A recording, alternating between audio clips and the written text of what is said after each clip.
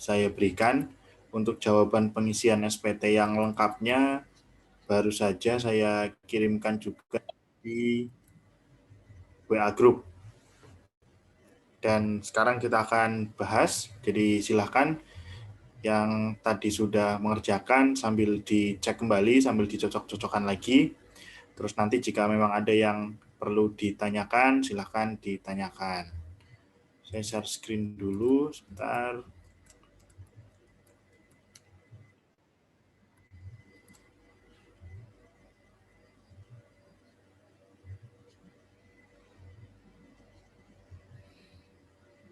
Oke, sudah terlihat ya?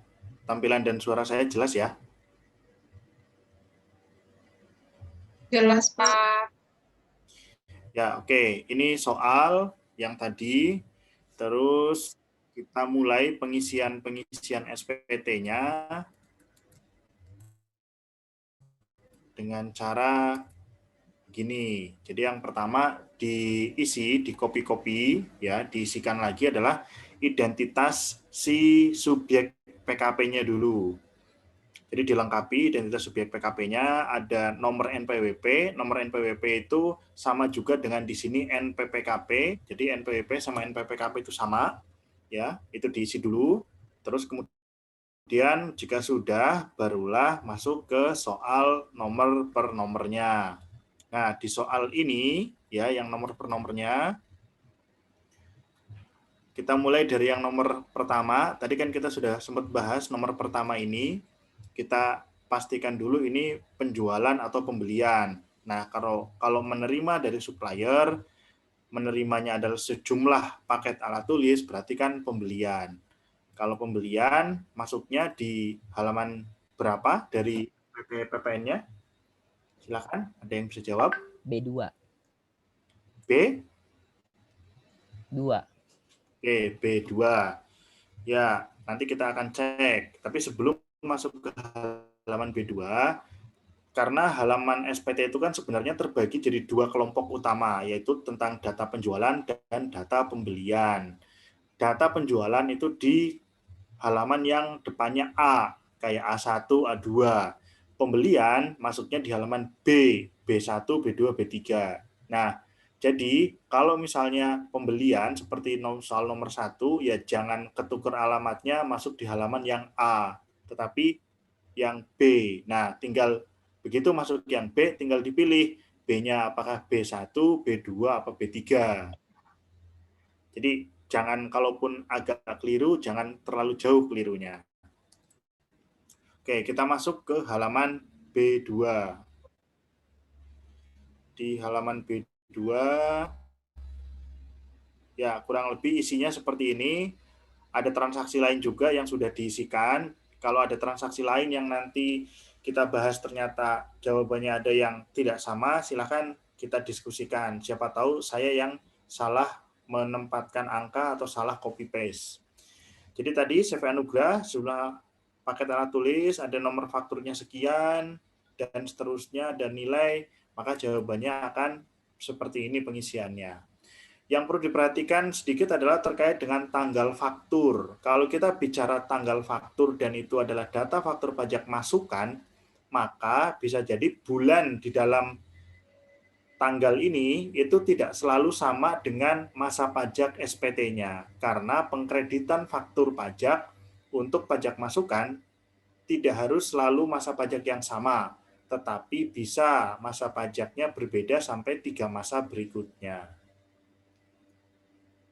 Oke, itu untuk yang soal nomor 1. Silakan kalau ada yang mau ditanya.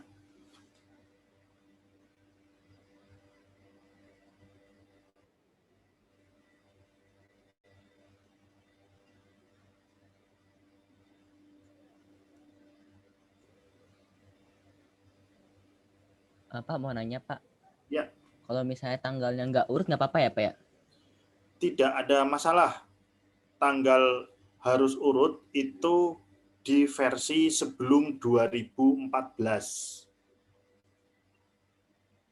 Sebelum ada jatah atau ada aturan terkait jatah nomor seri faktur. Nah, itu di 2014 dan sebelumnya. Jadi Kalau misalnya masih mendengar ada yang menyampaikan harus urut dan segala macam, ya dulu pernah begitu, tapi sudah berubah sejak 2014 gitu. Oke, Pak. Terima kasih, Pak. Yap. Oke, soal nomor 2. Nomor berikutnya, menerima pembayaran, berarti kan dia menjual. Kalau menjual, berarti masuk di halaman berapa? Silakan.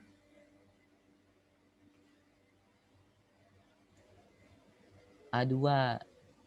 Oke, masuk di A2. Kita geser lagi ke atas. Nah, di A2 yang baris paling awal ya, untuk soal yang nomor 2, masih di baris paling awal, ada tanggal, ada nilai nominal, dan seterusnya. Tadi sudah sempat kita bahas nih yang nomor transaksi ini.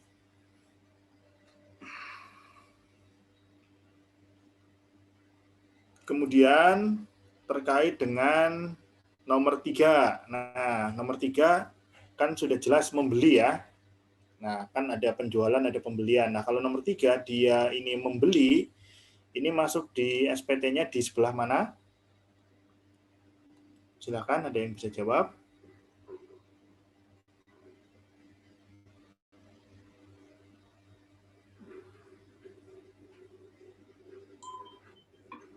AB bukan ya, Pak?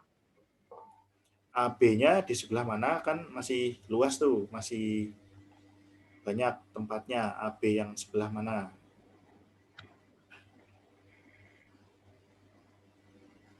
Yang digunggung ya, Pak. Oke, nah sekarang kita lihat lebih jeli lagi ya. Kalau yang di AB, yang di bagian digunggung, itu digunggungnya untuk aktivitas penjualan atau pembelian, kalau dari kalimat yang ada di situ.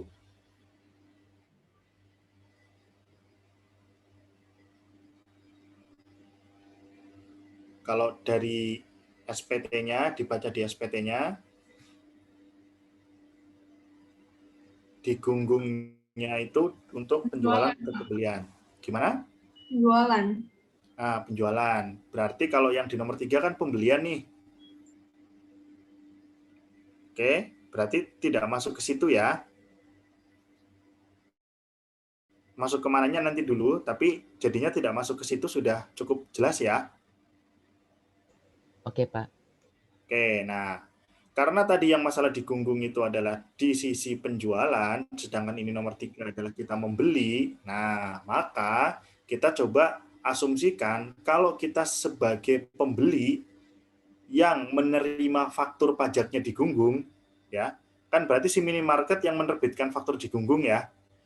Si minimarket di SPT-nya minimarket sana, ya dia akan menuliskan transaksi ini di tempat yang digunggung. Tapi perspektifnya kalau dari si SPT-nya minimarket. Nah sekarang kalau dari SPT-nya yang membeli, ketika si pembeli menerima fakturnya kok faktur yang digunggung atau faktur pedagang eceran, maka walaupun di situ ada nilai PPN-nya, pembeli tidak akan dapat melakukan pengkreditan. Pembeli tidak akan dapat melakukan pengkreditan karena tidak tersedia atau tidak tertulis di dalam faktur atau struk sebagai faktur dalam transaksi ini tidak tertulis identitas pembelinya siapa. Sehingga tidak akan ada pihak yang dapat mengklaim bahwa itu adalah faktur milik dia atau faktur pajak masukannya dia. Beda cerita dengan misalnya yang nomor 1.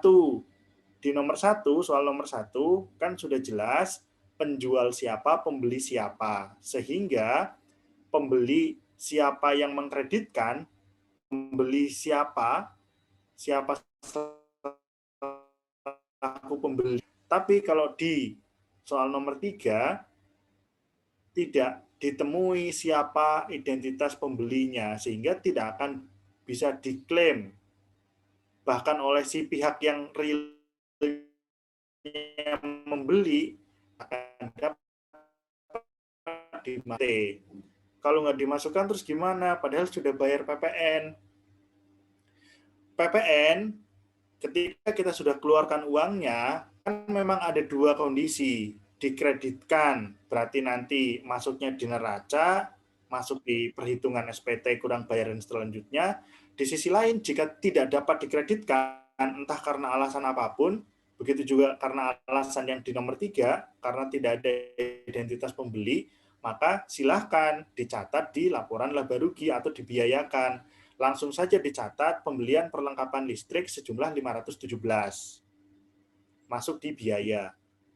Kalau misalnya kondisi nomor 3 ini ternyata dibuatkan faktur pajak dan faktur pajaknya bisa dikreditkan, maka pembelian perlengkapan listrik, biaya pembeliannya itu tidak dapat, kalau di laba rugi tidak dapat dicatat total, tapi DPP PPN-nya masuknya di neraca. Maka PPN dan biaya Pak, suaranya putus-putus. atau total keseluruhan itu masih putus-putus sekarang atau baru hanya di satu tempat yang putus-putus? Iya Pak, tadi putus-putus. Boleh Oke. ulang dikit lagi nggak? Oke, saya ulang dari kondisi ini sebagai pembeli ya. Ketika kita sebagai pembeli, kita dapat mengkreditkan dokumen faktur pajak masukan itu kalau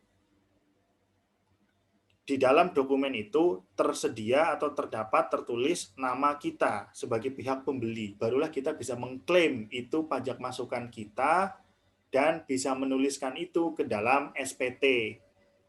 Jika itu tidak atau tidak tersedia, maka ya tidak perlu dikreditkan. Kalau tidak dikreditkan, diapain? Silahkan dibiayakan saja, dicatat sebagai biaya yang munculnya di laba rugi. Karena kalau kita mencatat PPN, memang PPN itu standarnya ada di neraca, tapi itu kalau dapat dikreditkan. Kalau pajak masukan dapat dikreditkan, betul di neraca. Kalau pajak masukan tidak dapat dikreditkan, masuknya di laba rugi. Menyatu dengan si barang yang dibeli. Gitu.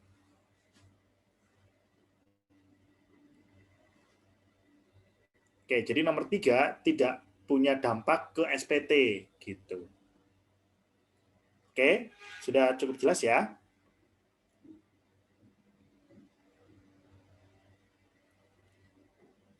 Oke, nomor 4. Menerbitkan invoice, berarti melakukan penjualan. Dicatat di halaman berapa? Silakan, siapa yang bisa bantu?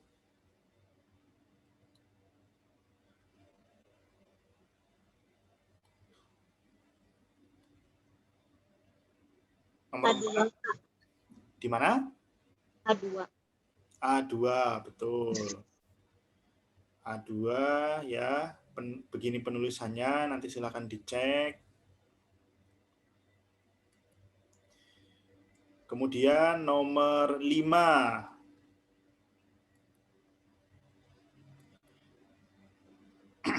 Nomor 5 masuk di halaman berapa?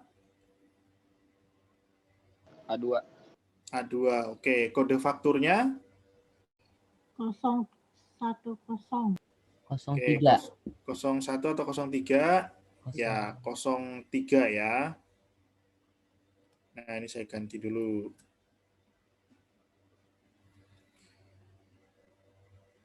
Oke, seperti ini ya.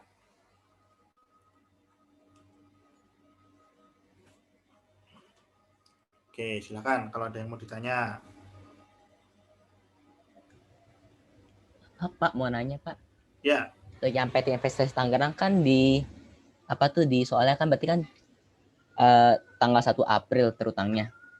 Tapi kalau kode nomor serinya itu 03 nggak apa-apa Pak? Tidak ada masalah. Oh, saya 03 yang di paling belakangnya, paling pojoknya. Iya, tidak ada masalah. Oh, ada masalah ya. Ya. Oke. Sama seperti yang tadi pertanyaan di sebelumnya. Yang tanggal juga ya. Betul. Oke, berarti kode nomor saya juga nggak apa-apa, nggak harus urut ya. Memang tidak ada keharusan urut. Keharusan urut itu terjadinya atau adanya sebelum 2014. Oke.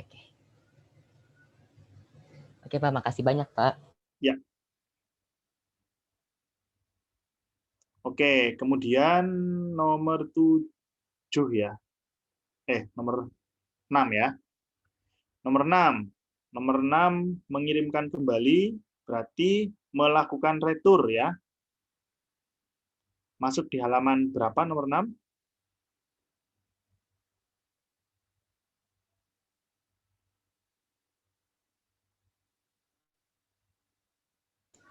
B2. B2, oke.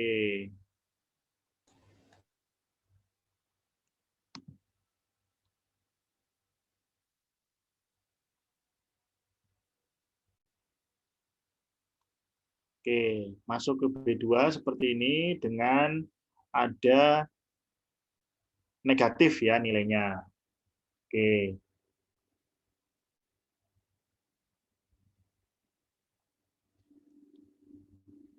Lalu kemudian returnya sudah nomor 7.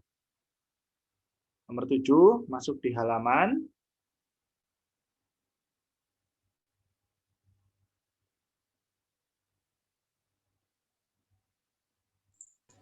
B2, Pak.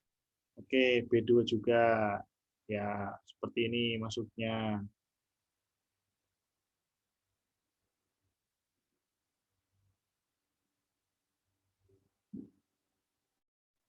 Oke, kemudian nomor 8 masuk di halaman berapa? B1, Pak. Oke, B1 hitungannya sudah dihitung semua. Silahkan hitungan angkanya, kalau ada yang beda silahkan disampaikan saja.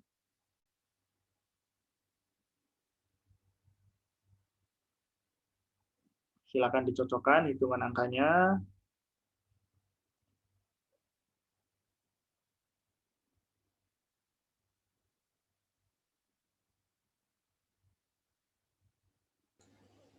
Pak, mau nanya Pak, tapi nomor sebelumnya boleh nggak Pak? Yang nomor sebelumnya? Ya, saya yang ini Pak, yang minimarket itu Oh ya, oke. tadi nggak masuk di B3 ya Pak tadi ya? Itu balik lagi, tidak bisa diklaim untuk masuk ke SPT karena tidak ada identitas Oh pembeli. iya. Nah, jadi kita atau pihak siapapun tidak bisa mengklaim itu. Bahkan mengklaim di B3 pun juga nggak bisa. Nggak bisa.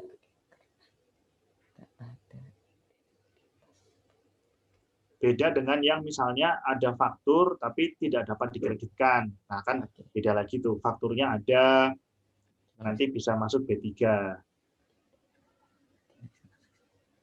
Oke Pak, terima kasih Pak. Ya. Oke, kemudian nomor 9 ya. Nomor 9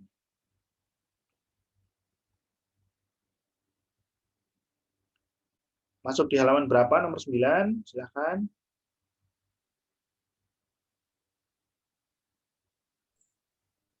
A2, Pak. Oke, menerima retur ya. Bukan yang meretur, tetapi yang menerima retur. Oke, masuk di A2 dengan ada tanda negatif.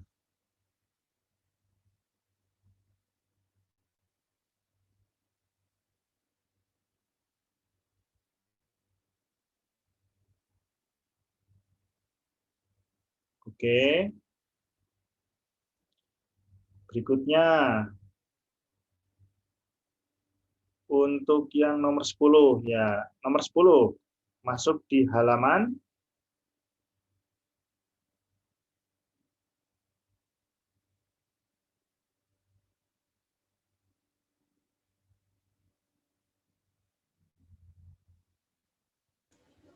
B3 bukan Pak?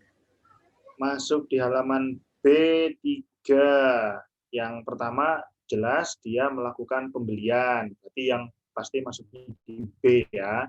Nah, karena pembelian ini digunakan tidak terkait dengan kegiatan usaha, maka fakturnya yang memang ada tersedia tetap dimasukkan ke SPT, tetapi B3 atau tidak dapat dikreditkan. Masuknya di B3.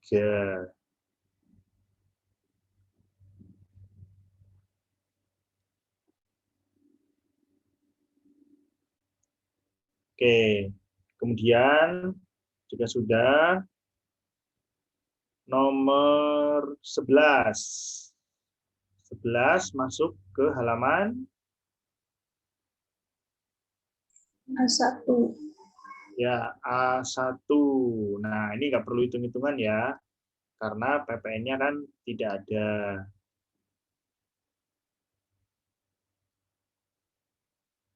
Oke, seperti itu. Kemudian nomor 12. Nomor 12 masuk ke mana?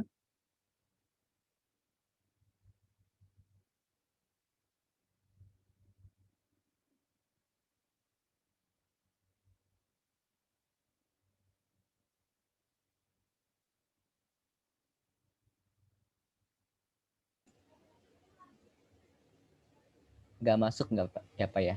Itu. Ya, betul. Alasannya nggak masuk karena Kan kita nomor 12 kan ngebeli, pihak pembeli, ya, tapi kan penjualnya itu belum ber-NPWP, berarti bukan PKP, nggak bisa nebitin faktur pajak.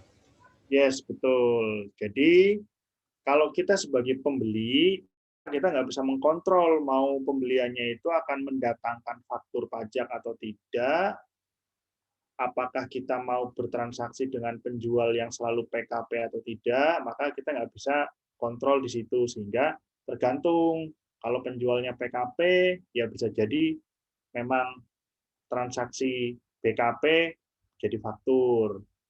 Jika itu tidak terpenuhi, ya tidak ada faktur dan kita tidak bisa untuk memaksa untuk dapat faktur. Ya kalau tetap kita memaksa untuk dapat faktur, ya bertransaksilah dengan yang PKP saja. Kan kira-kira gitu. Nomor 12 tidak akan memberi dampak ke SPT. Oke, nomor 13. Masuk di halaman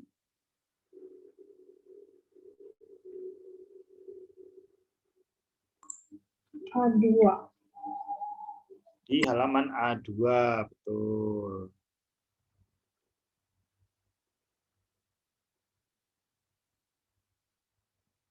Oke.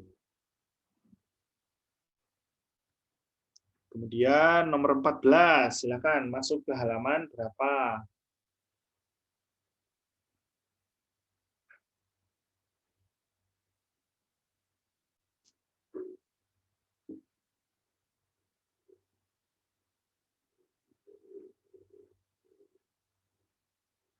Ada yang bisa nomor 14? Langsung di halaman paling awal bukan Pak, yang induknya. Di sebelah mananya? Romawi ketiga, yang PPN terutang atas kegiatan membangun sendiri. Oke, ya betul. Nah, di situ jadinya ketika kita melihat dia mengeluarkan biaya untuk perluasan pagar, maka pagar ini dia termasuk ke dalam definisi bangunan. Karena definisi bangunan adalah konstruksi teknik yang tertanam di atas secara permanen di atas tanah dan atau perairan, ya digunakan untuk kegiatan usaha ataupun tidak dalam kegiatan usaha. Nah, intinya kalau kita membaca definisi, dia adalah konstruksi teknik. Nah, kalau pagar, jadi bukan harus berbentuk benar-benar bangunan ya. Pagar pun juga masuk ke konstruksi teknik, sehingga di sini dia kegiatannya membangun sendiri, tinggal kita cek luasnya berapa. Nah, setelah ketemu luasnya berapa, terutang PPN atau tidak. Nah, kalau terutang, masuknya di halaman induk atau halaman depan. Di halaman depan itu di bagian kegiatan membangun sendiri. Nah, di sini ada DPP, ada PPN terutang. Nah, pelunasan harus dilakukan paling lambat pada tanggal 15 bulan berikutnya. Tapi itu paling lambatnya. Jadi kalau mau dibayarnya langsung saat di bulan April, saat selesai pembangunan, ya bisa.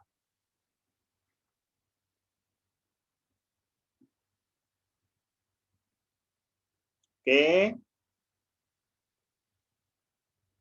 lanjut nomor 15. Ya. Harus 15 April ya, 15 Mei ya Pak? Tidak, kan tadi yang saya sampaikan paling lambatnya.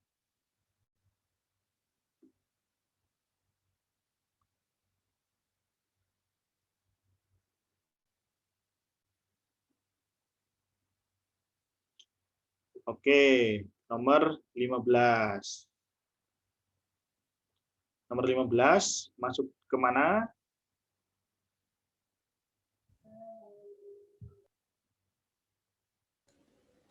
Enggak masuk ya Pak? Ya, tidak masuk dengan alasan karena tidak terutang PPN atau belum atau tidak masuk definisi penyerahan yang terutang PPN. Oke. Terus kemudian informasi tambahan itu masuk di halaman berapa?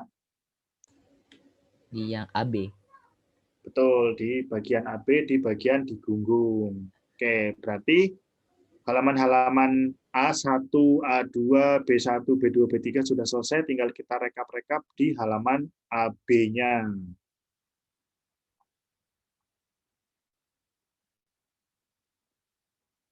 Tadi saya ada kekeliruan kode faktur, sebentar.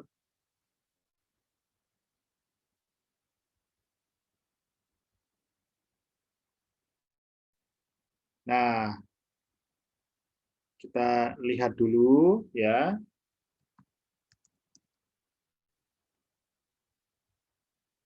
Sebelum mengisi yang bagian bawah, isi dulu yang bagian paling gampang-gampang dulu yang cuma memindahkan angka, yaitu A1, A2, B1, B2, B3. Kita lihat misalnya di A1 itu ada misalnya nilai di bagian bawah jumlahnya 11 juta. Maka di sini ditulis ya 11 juta, ini kebanyakan 01. Nah, 11 juta. Terus di sini 56.200. Sini ada 56.200 ditulis juga. Nah, jadi ini angkanya dipindah-pindahin dulu nih di bagian ini nih yang A1, A2, B1, B2, B3. Terus kemudian, nah ini salah satu triknya juga yang nanti kita akan gunakan untuk mengisi bagian 1, 2, 3, 4. Jadi di bagian 1, 2, 3, 4, nomor 1 itu kan harus dengan menjumlahkan faktur kode 1469 dan ditambah digunggung.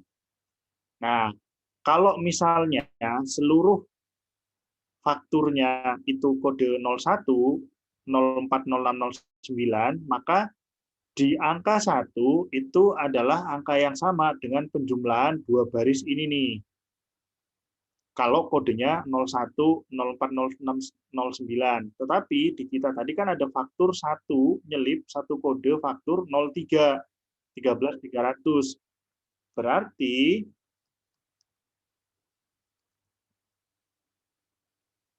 ada jumlah dari dua baris ini ya dibandingkan dengan jumlah dua angka di sini itu harusnya sama. Nah, berarti yang gampang adalah kita tuliskan dulu 13.300, terus habis itu 80.200-nya itu adalah penjumlahan dua angka ini, kita kurangkan dengan 13.300. Jadi simpelnya,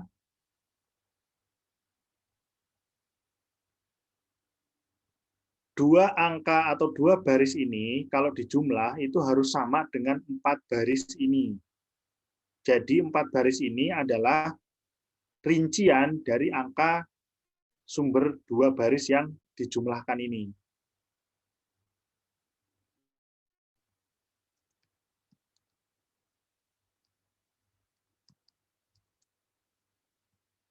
Nah, di sini jadinya 66.900.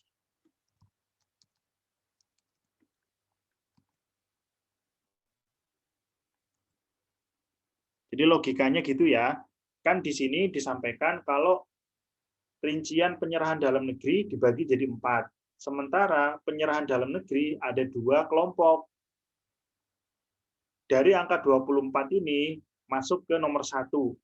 Dari angka 56200 dipretelin dulu kalau kode faktur di dalam angka ini kode 01469 masuk nomor 1.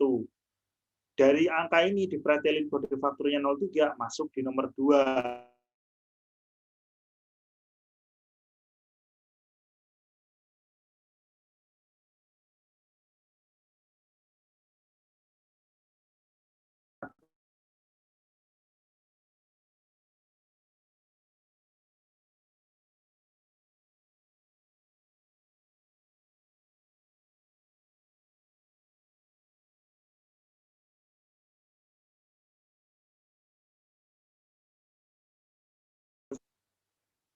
Oke.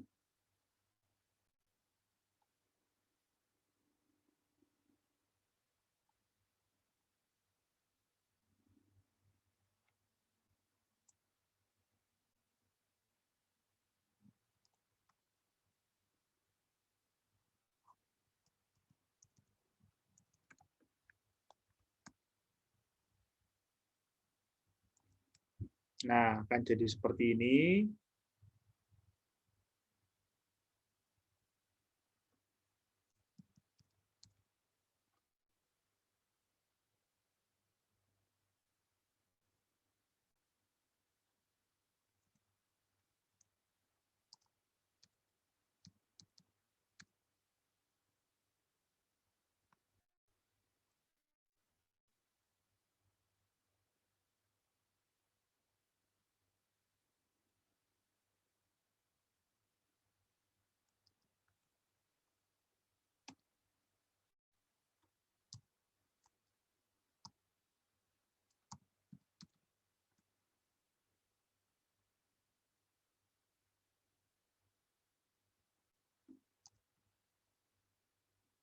Nah, oke, jadi seperti ini.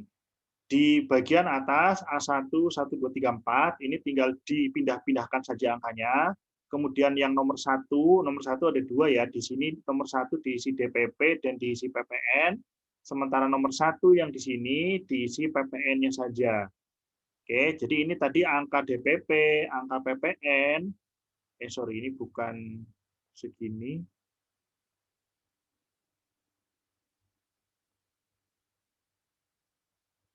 Bentar, saya cek dulu penjumlahannya.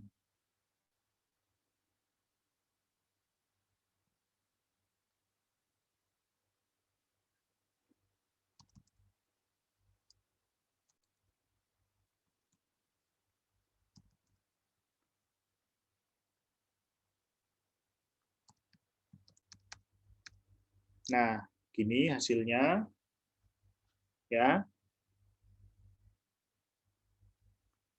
Ini tadi yang ada simbol-simbol ini disalin dari AB, kemudian di bagian jumlah-jumlahnya itu dijumlahkan sendiri, ya.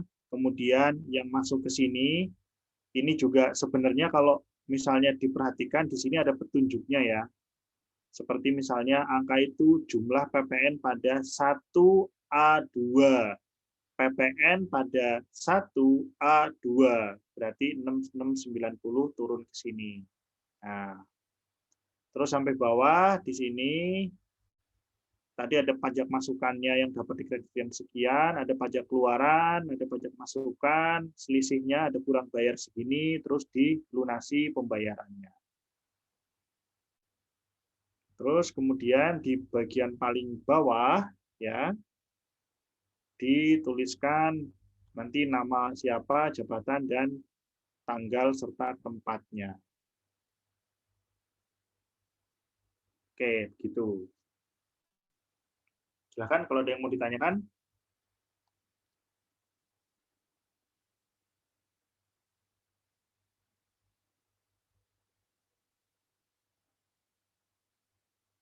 Sudah cukup jelas?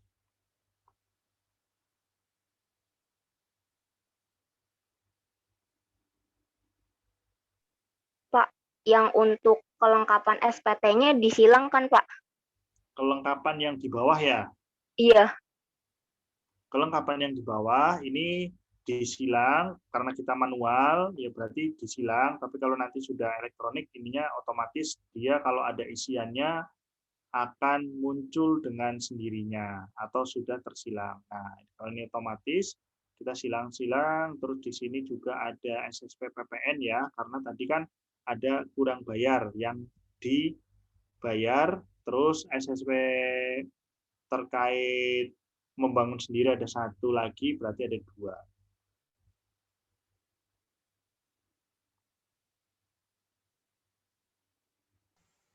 Pak, mau nanya, Pak. Ya, Itu tadi yang di A2, yang di bagian PT Investasi Tangerang, itu kok kode dan nomor serinya 030 ya, Pak, bukan 010. penyerahan kepada BUMN, pemungut PPN. Iya, yang di PT Investasi itu, Pak. Yang di A2. Iya, yang ini, Heeh. ya ini 03. Iya, kenapa ya, Pak? Oh, kok 03 ya? Yang tadi juga sudah sempat ditanya karena lawan transaksinya ini, si investasi ini itu BUMD. Nah, BUMD silakan nanti dicek yang di bagian arti-arti kode faktur, kan ada tuh yang 01, 02 dan seterusnya tuh ya di slide itu.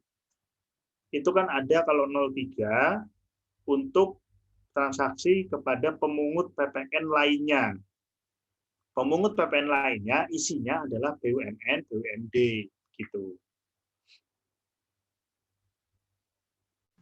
Oh, oke, Pak. Makasih ya, Pak. Ya, Pak, untuk yang restoran Mamma Mia bukannya kode transaksinya 09 ya, Pak? oh ya tadi 09 ya. Untuk yang Aktiva ya. Oke, terima kasih sudah diingatkan. Nah, dengan di sini berubah jadi 09, di bagian AB-nya itu tidak ikut berubah. Kenapa tidak ikut berubah? Karena sama-sama di bagian ini, ya, di bagian yang angka ini, angka nomor 1, itu kan dia berisi faktur, jumlah faktur yang kode 01469. Berarti angka ini kan tadi tidak berubah karena yang berubah tadi antara kode 01 menjadi 09 revisinya. Tapi kalau yang tadi misalnya ada revisi di daftar tadi, yang tadinya kode 01 ternyata direvisi jadi 03 misalnya, maka jadinya di bagian angka-angka ini akan ikut berubah ya. Karena kan angka ini ngikutin kodenya. Yang satu golongan ini 01469. Yang golongan kedua 0203. Golongan ketiga kode 07, golongan keempat kode 08. Oke, ya. Terima kasih sudah diingatkan. Yang lain silakan kalau ada yang mau ditanyakan lagi silakan.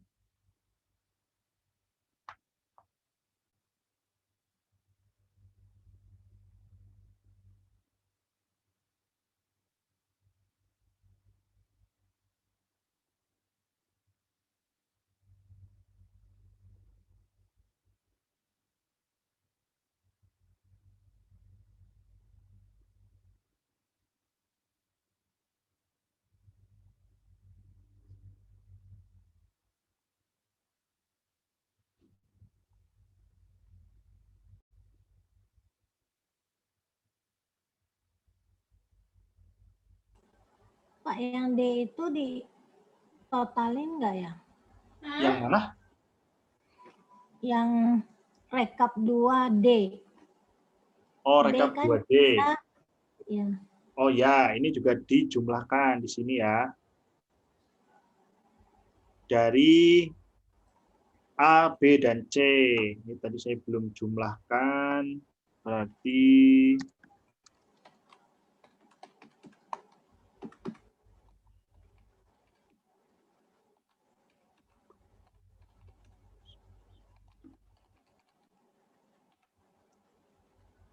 segini ya. Iya, Pak.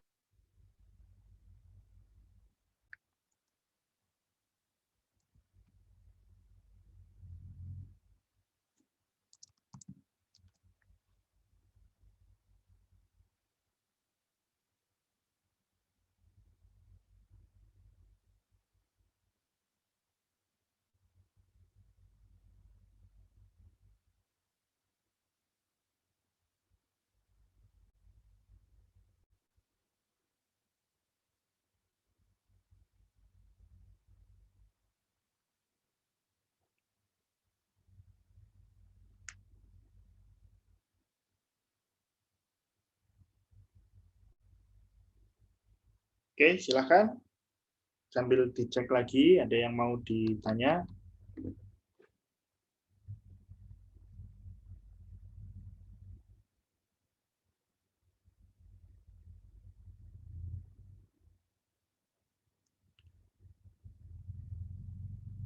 Poin paling kritis adalah ketika kita mengisi lampiran AB ya.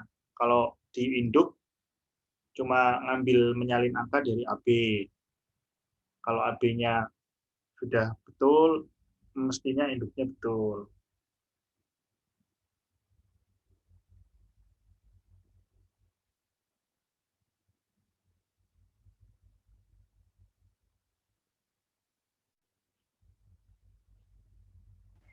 Pak, saya mau izin bertanya. Ya. Yang di bagian 1B yang di formulir induk tidak terhutang PPN itu termasuk yang mana aja ya, Pak? Termasuk yang mana aja itu maksudnya dari soal? Iya, bisa. Dari Oke. soal ada. Ya, kita lihat dulu di sini. Nah, di sini yang tidak terhutang PPN ya. Ini kan yang tadi ya. Iya, Pak. Oke, nah kita cocokkan dulu ke soal. Oke. Apakah dari nomor 15 ini masuk ke sana? Karena kan tadi di sini keputusannya adalah kesimpulannya tidak terhutang ya. Nah, tidak terhutang itu bisa jadi karena beberapa hal. Yang pertama, karena atas kegiatan yang dilakukan bukan definisi penyerahan. Contoh adalah ketika terkait dengan hutang piutang. Oke, nah di sini berarti memang benar tidak terhutang, tapi tidak terhutang itu alasannya karena tidak termasuk definisi penyerahan. Nah, apakah jadinya yang seperti ini, yang nomor 15 jadi masuk ke B, tidak terhutang ini? Tidak masuk. Kenapa? Karena di sini judulnya kalau kita baca, Romawi 1 ini kan penyerahan barang jasa. Sehingga kalau kita gabungkan, kalau kita mengisi yang B berarti penyerahan barang jasa yang tidak terhutang PPN. Sedangkan di nomor 15 tidak terhutang PPN-nya gara-gara dia tidak masuk definisi penyerahan. Nah, berarti kalau begitu tidak akan dituliskan juga di sini karena yang dituliskan di sini adalah penyerahan barang jasa yang tidak terhutang PPN. Contoh penyerahan barang jasa yang tidak terhutang PPN. Misalnya si PKP ini dia menjualnya adalah menjual atau salah satu barang jualannya adalah menjual beras. Beras itu kan non BKP. Berarti dia melakukan penyerahan yang non BKP. Maka akan masuknya di sini. Kalau misalnya ada beda konteks dengan yang nomor 15. Karena kalau nomor 15, walaupun kata-katanya menyerahkan, tetapi secara definisi di PPN, kegiatan menjaminkan untuk utang piutang itu bukan termasuk definisi penyerahan. Sehingga kalau yang begini nggak masuk di sini. Yang masuk di sini contohnya berarti yang misalnya jualan beras, di samping jualan yang kena PPN misalnya. Begitu contoh untuk penerapannya. Baik, Pak. Terima kasih. Ya.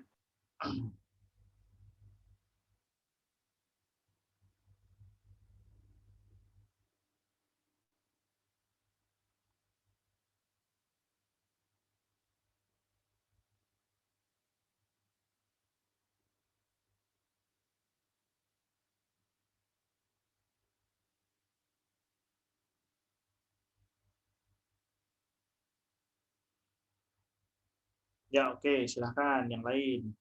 Kalau ada, masih saya tunggu dulu.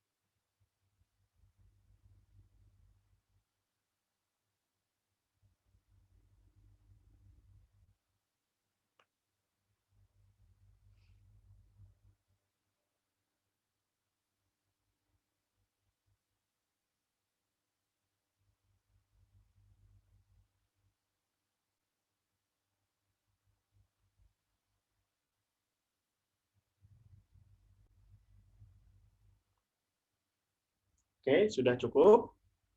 Silahkan sambil dilihat lagi.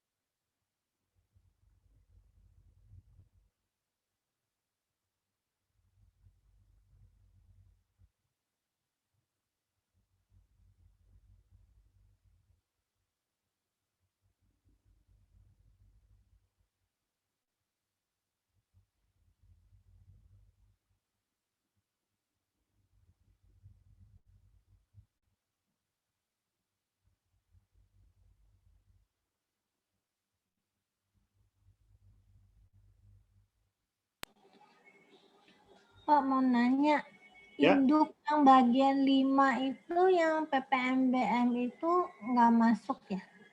Oh iya, tadi Enggak. pembeliannya, maaf. Ya, betul.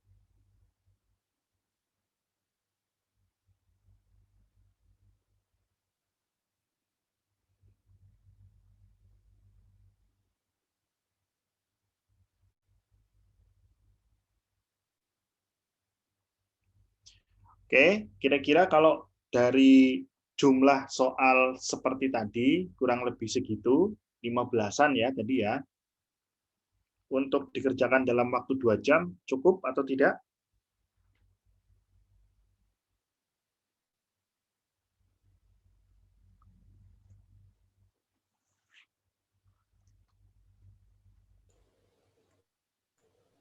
Sepertinya Cukup, cukup. Pak. Cukup, Pak. Cukup? Iya, cukup, Pak. Oke, berarti kurang lebih jumlahnya ya sekitaran itu ya.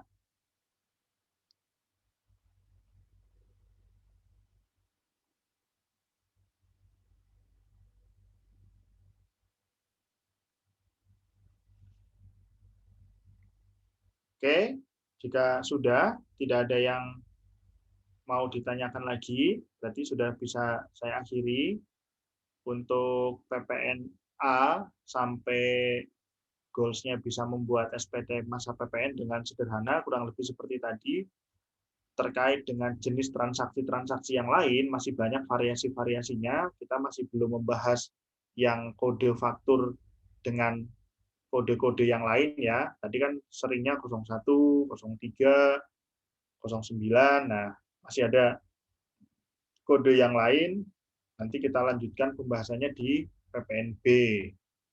Oke. Berarti kalau ini sudah, tinggal ketemunya untuk PPN tinggal di ujian ya, betul ya?